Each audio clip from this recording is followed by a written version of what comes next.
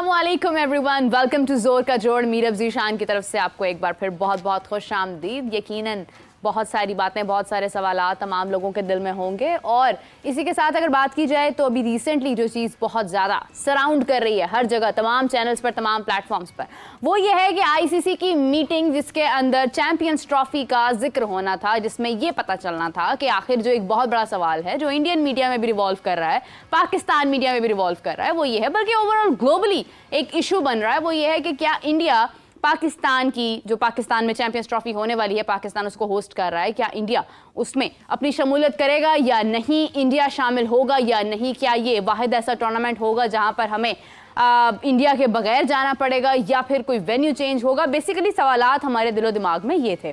लेकिन आईसीसी की मीटिंग हुई, सबको बेसब्री से इंतज़ार था, बहुत एक केले के शोर सा मचा मीटिंग के बाद कि जी मीटिंग हो गई है, तमाम चीज़ें सामने आ गई हैं। और उसके बाद मैं देख रही थी कि हर जगह डिफरेंट प्लेटफॉर्म्स पर जो है वो एक लेबल इस्तेमाल हो रहा है कि आईसीसी की मीटिंग और चैंपियंस ट्रॉफी पाकिस्तान में होगी, जिसके ऊपर एक एजम्पशन ये दी जा रही थी कि इंडिया पाकिस्तान आएगा।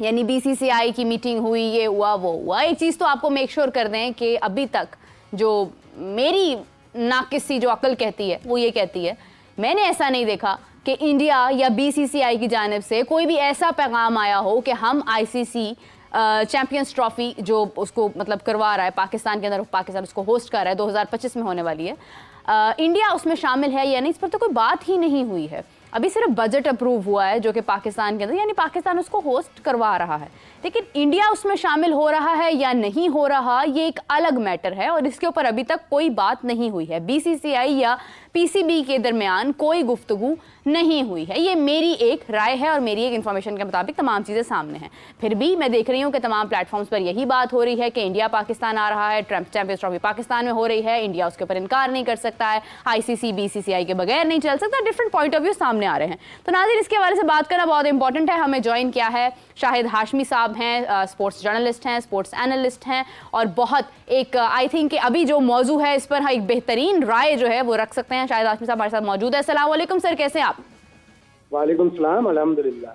शाहिद साहब, मैंने बहुत सुना आपको, अगर हम बात करते हैं T20 वर्ल्ड कप के अंदर भी मैंने आपके बहुत सारे बयानात सुने, आपकी राय सुनी, इट वाज इनक्रेडिबल अल्हम्दुलिल्लाह। लेकिन अगर हम बात करते हैं अभी आईसीसी की, जो कि मीटिंग होनी थी, इसके ऊपर बहुत ज़्यादा सबको इंतज़ार था कि मीटिंग होगी, क्या होगा, मोहसिन नकवी साहब वहाँ पहुँचे, तमाम उसकी डिटेल्स आई, लेकिन उसके अंदर कहीं भी ये जिक्र नहीं हुआ कि इंडिया पाकिस्तान आएगा या नहीं। एग्जैक्टली इस पॉइंट पर हाईलाइट करते हुए क्या कहेंगे आप? देखिए, ये जो आईसीसी की बोर्ड मीटिंग थी इसमें ये एजेंडा में शामिल ही नहीं था। एजेंडा में चैंपियंस ट्रॉफी का बजट शामिल था, जिसका अल्हम्दुलिल्लाह बजट अप्रूव हो गया, इसलिए कि आईसीसी के चीफ फाइनेंशियल ऑफिसर आए थे पाकिस्तान, उन्होंने पाकिस्तान के साथ मिलकर वो बजट बनाया था, तो बजट अप्रूवल हो गया। ये भी एक बड़ी फॉर्मेलिटी सी थी और क्योंकि इसमें एजेंडा में शामिल नहीं था, अब अक्टूबर में एक आईसीसी का इजलास होगा, वहाँ पे यकीनन चैंपियंस ट्रॉफी को एजेंडा में रखा जाएगा और अक्टूबर तक आप तकरीबन 30, 35, 40 स्टोरीज और इंडिया से जनरेट होती हुई देखेंगी। नाम न बताने की शर्त पर एक भारतीय ऑफिशियल ने कहा कि हम इंडिया से पाकिस्तान जाने पर तैयार, इस तरह की बड़ी सारी स्टोरीज आपको आएंगी और अगले दिन 1-2 दिन बाद उसकी तरदीद भी आ जाएगी। तो इंडिया इसी तरह नब्ज चेक करता रहेगा, टेम्परेचर चेक करता रहेगा। अक्टूबर से पहले इसके ऊपर कोई डिसीजन नहीं होगा।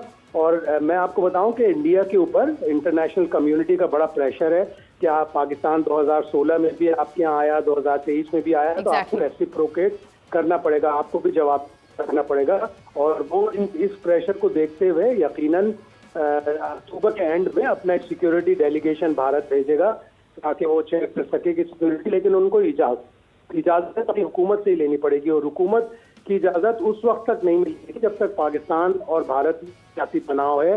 4 अगस्त को गालिबन सार्क की एक मीटिंग है, इजलास है, एग्जीक्यूटिव कमेटी का भी और प्रेसिडेंशियल कमेटी का भी, वो कोलंबो में है। उसमें अगर कोई पॉलिटिकल पेशरफ्त हुई, कोई दोनों मुल्कों के वजीर आजम मिले या दोनों मुल्कों के वजीर खारजा मिले, तो यकीनन सियासी तनाव कम होगा। उसके बाद ही भारतीय क्रिकेट टीम को पाकिस्तान आने की इजाज़त मिलेगी।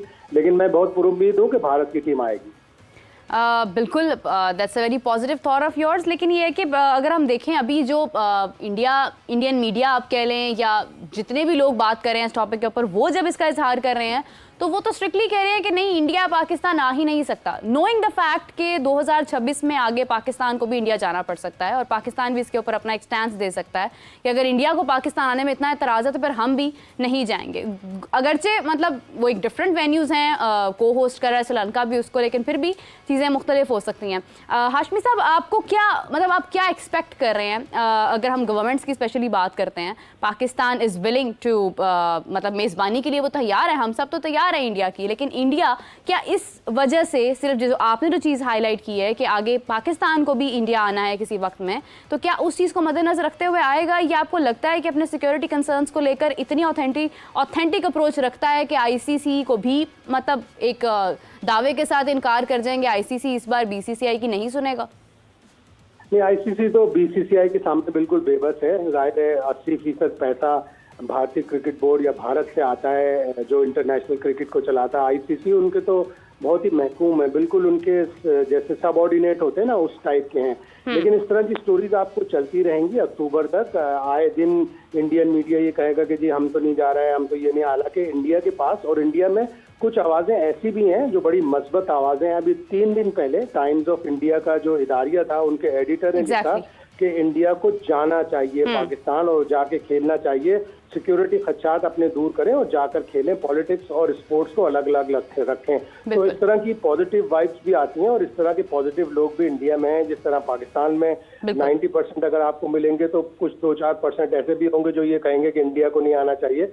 तो भारत में ज्यादा है, भारत जाहिर है इसलिए, लेकिन भारत को ये गौर करना चाहिए कि वो इस वक्त पूरी दुनिया में जो क्रिकेट की रैंकिंग है उसमें टेस्ट में भी, वनडे में भी, T20 में भी बेहतरीन पोजीशन, बेहतरीन रैंकिंग है उनकी। तो उनको पाकिस्तान जाकर खेलना चाहिए और अगर वो यहाँ आकर ट्रॉफी जीतते हैं तो उनके लिए तो और भी बड़ी मजे की बात होगी कि वो पाकिस्तान आए और चैंपियंस ट्रॉफी वो जीत के गए, इसलिए कि उनकी टीम अच्छी है। बिल्कुल सही है। शायद सब इसी के साथ एक और मौजू पर भी मैं चाहती हूँ कि हम थोड़ी सी नज़र डालें। वो ये है कि बाबर आजम ने रिसेंटली गुफ्तगू की AB डिविलियर्स के साथ। वो मतलब आई गेस के उनके यूट्यूब पर वो मौजूद थे और उस पर उन्होंने बात की और उन्होंने इजहार किया कि वो एग्जैक्टली जिन लोगों से इंस्पायर्ड हैं, उनका कहना है कि वो बहुत सारे लोगों को देखते भी हैं, विराट कोहली से वो बहुत सीखते हैं। इसके साथ उन्होंने 1-2 और नाम भी लिए जिसके अंदर जॉ रूट भी था, केन विलियमसन भी थे। तो बाबर आजम अगर उनकी इंस्पिरेशन ये है तो फिर बाबर आजम तो अपनी परफॉर्मेंस के तहत वहाँ पर देख रहे हैं। It's not about the captaincy, because अगर हम कैप्टेंसी की बात करते हैं तो केन विलियमसन ने भी स्टेप डाउन किया, विराट कोहली भी अच्छे कैप्टन नहीं रहे।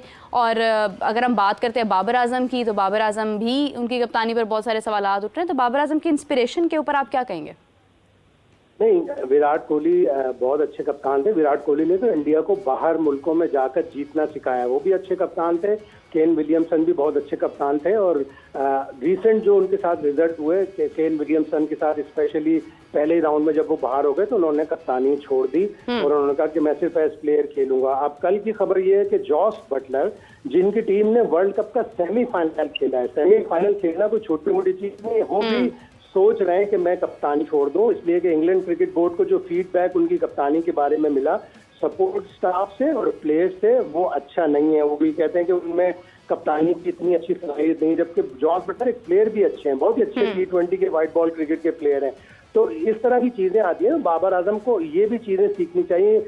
2019 के नवंबर से वो कप्तान है T20 क्रिकेट के, उसके बाद फिर उन्हें टेस्ट की क्रिकेट की भी कप्तानी मिली, लेकिन उन्होंने अपनी कप्तानी में इम्प्रूवमेंट नहीं लाया, अपनी कप्तानी में जाहिरियत नहीं लाया, अपनी कप्तानी में दानिशमंदी नहीं लेके आए और अपनी कप्तानी में उनके ऊपर मुसलसल ये इल्जाम लगता रहा कि वो अपने दोस्तों को फेवर करते हैं और उनको सेलेक्ट करवाते हैं। 19-20 तो प्लेयर सेलेक्ट हो जाता है, लेकिन कोई प्लेयर अगर 16 और कोई प्लेयर 20 उसको आप ना लें तो फिर ये बदयांती है, कई बारी है। तो इस तरह की चीजें बाबर आजम के ऊपर एलेज की गई, बाबर आजम के ऊपर इल्जाम लगते रहे। बाबर आजम को अगर उन्होंने इंस्पिरेशन ली है बैटिंग में तो उनको इंस्पिरेशन लेनी चाहिए कप्तानी में भी। कप्तान विलियमसन भी बहुत अच्छे थे, कोहली भी बहुत अच्छे हैं, रोहित शर्मा भी बहुत अच्छे हैं, बटलर भी बहुत अच्छे हैं, उन सब ने टाइटल्स जीते हैं। तो बाबर आजम करीब करीब आए, एक सेमीफाइनल खेला, एक फाइनल खेला, लेकिन उसके बाद वो उसको इम्प्रूव नहीं कर सके। आप सबको ये उम्मीद थी इस वर्ल्ड कप से कि पाकिस्तान कम से कम टाइटल नहीं जीतेगा तो फाइनल दोबारा खेलेगा, लेकिन जिस तरह पाकिस्तान की टीम हारी, पाकिस्तान की टीम बुरी नहीं थी, लेकिन वो बुरा खेलकर हारी और बुरी कप्तानी की वजह से हारी। तो ये सारी चीजें भी बाबर आजम को सोचनी चाहिए। और खुद AB डिविलियर्स बड़े अच्छे कप्तान थे, इन चीजों से अगर बैटिंग में उन्होंने इंस्पिरेशन लिए, उनको कप्तानी में भी इंस्पिरेशन लेनी चाहिए। अभी आते जब वो आए थे वर्ल्ड कप खेलने के बाद पहले राउंड में टीम हार गई थी, तो आते ही उनको ये कहना चाहिए था कि मैं अभी कप्तानी नहीं करना चाहता, मैं अभी 1-2 साल एज प्लेयर खेलूंगा, लेकिन उन्होंने ऐसा कोई फैसला नहीं लिया। हमें तो कप्तान कहीं नजर ही नहीं आया, ना उसने कोई प्रेस कॉन्फ्रेंस की। आप 2 मैच फर्स्ट राउंड के जीते हुए हार गए, कम से कम कोई एक प्रेस कॉन्फ्रेंस, कोई एक स्टेटमेंट आ जाता कि जी मैं माजरत ख्वाह हूँ, हमने पूरे नेशन को एडिलो मैथ्यूज ने श्रीलंका की शिकस्त के बाद कहा, उनके कप्तान हसरंगा ने स्टेप डाउन कर दिया। तो हमारे कप्तान को कहीं तो आना चाहिए था। माइकल जैक्सन के गानों पर एयरफोन लगाकर प्रैक्टिस कर लेना,